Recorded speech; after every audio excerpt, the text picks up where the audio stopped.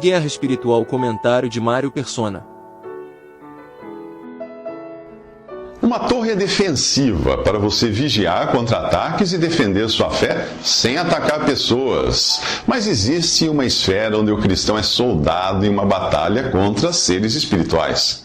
Pois a nossa luta não é contra pessoas, mas contra os poderes e autoridades, contra os dominadores deste mundo de trevas, contra as forças espirituais do mal nas regiões celestiais. Isso está em Efésios 6,12. E é de guerra que Jesus fala aqui.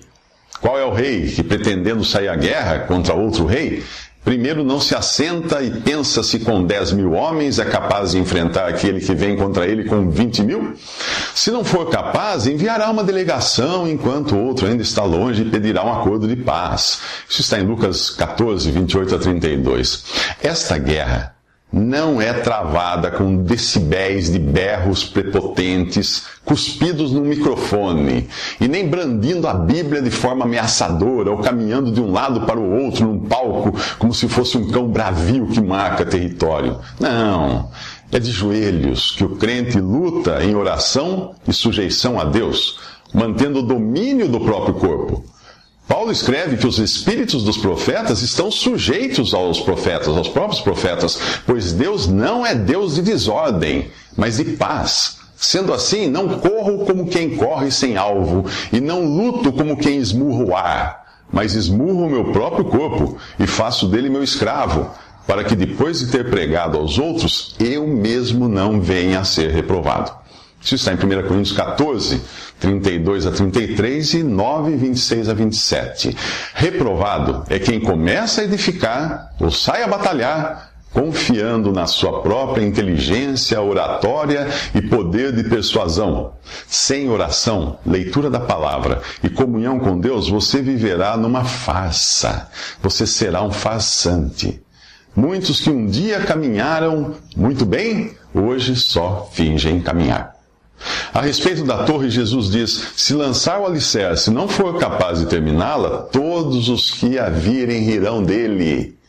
Lucas 14, 29. E sobre a guerra contra o inimigo de nossas almas, ele avisa: se não for capaz, enviará uma delegação, enquanto o outro ainda está longe, pedirá um acordo de paz. Lucas 14, 32. É num espírito de renúncia, inclusive daquilo que achamos de bom em nós, que o crente segue a Jesus. Não é o pedreiro quem fornece o material da construção onde ele trabalha, e nem o soldado vai à guerra vestindo a farda que ele mesmo costurou. Da mesma forma, qualquer de vocês que não renunciar a tudo o que possui, não pode ser o meu discípulo, diz o Senhor Jesus em Lucas 14, 32. Neste capítulo 14 de Lucas, nós aprendemos da bondade daquele que convida para o grande banquete, mostrando que a salvação é pela graça e não por mérito. Também vimos que se, por um lado, a salvação é de graça, por outro, o discipulado exige empenho daquele que deseja seguir a Jesus. Para ser um discípulo de Cristo, há 4 coisas que você deve considerar. Primeiro, Cristo deve ocupar o primeiro lugar no seu coração, acima de todas as coisas e pessoas, e acima até da sua própria vontade. Além disso, em segundo lugar, você deve carregar a sua própria cruz. Isto é, considerar-se morto para si mesmo e saber que o mundo morreu para você e você para o mundo.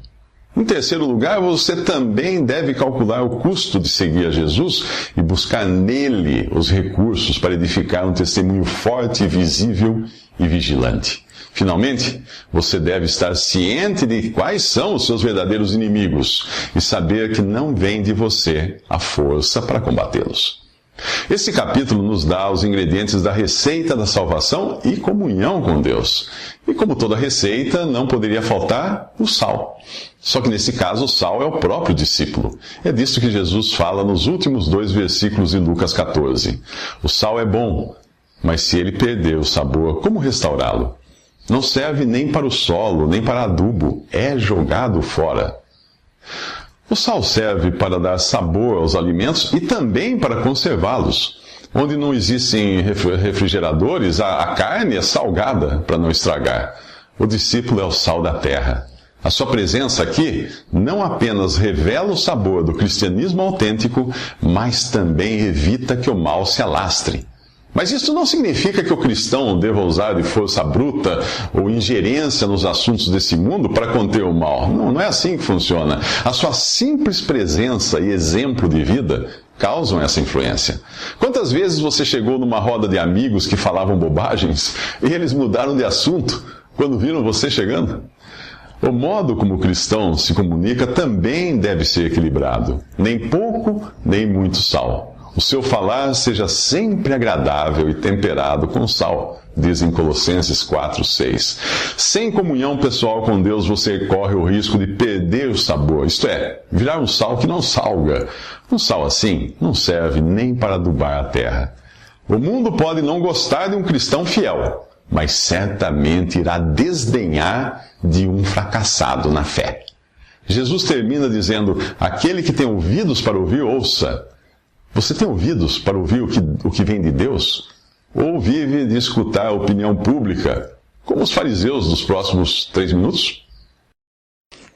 O capítulo 15 do Evangelho de Lucas começa dizendo que todos os publicanos e pecadores estavam se reunindo para ouvir a Jesus. Mas os fariseus e os mestres da lei o criticavam. Este homem recebe pecadores e come com eles. Lucas 15, de 1 a 2. Publicanos eram judeus, coletores de impostos, que traíam o seu povo por trabalharem para o invasor romano. Pecadores eram judeus com um comportamento contrário à lei de Moisés, como prostitutas, homossexuais, ladrões, ou até mesmo samaritanos e gentios que eram considerados impuros. Deus havia dado a lei a Israel como padrão divino para o homem, provando assim ser ele incapaz de viver segundo esse padrão. Isto porque quem obedece toda a lei, mas tropeça em apenas um ponto, torna-se culpado de quebrá-la inteiramente, pois aquele que disse não adulterarás, também disse não matarás. Se você não comete adultério, mas comete assassinato, torna-se transgressor da lei. Isso está em Tiago, capítulo 2, de 10 a 11. Portanto, a lei só serve para condenar, nunca para salvar. Os fariseus, porém, e outros religiosos judeus, seguiam exteriormente a lei como meio de salvação, vivendo de aparência só. Assim como fizeram nossos ancestrais no Jardim do Éden, o ser humano junta folhas de figueira para cobrir-se. Isso está em Gênesis 3. Ele tenta parecer exteriormente que está com o seu pecado coberto pelas folhas da justiça própria. Folhas são as coisas que embelezam a árvore. Porém, se a árvore não der frutos, para nada serve. No Evangelho de Marcos, você encontra o que Jesus fez à árvore sem frutos. Vendo à distância uma figueira com folhas, foi ver se encontraria nela algum fruto. Aproximando-se dela, nada encontrou, a não ser folhas, porque não era tempo de figos.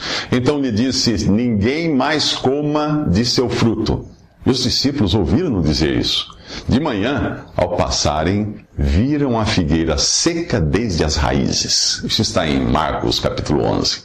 Quando Adão e Eva perceberam que Deus vinha ao encontro deles, esconderam-se da presença do Senhor Deus, entre as árvores do jardim.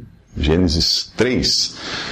Ao perceber que as suas próprias folhas de justiça própria, não seriam suficientes aos olhos de Deus, o ser humano, então, corre para a religião, a reunião das árvores do jardim, acreditando que, camuflado entre as muitas folhas dos outros, ele fica oculto aos olhos de Deus.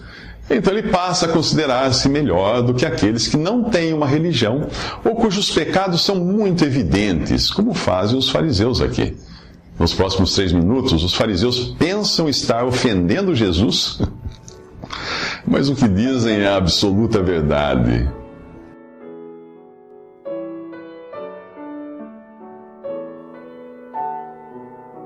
Visite Respondi.com.br.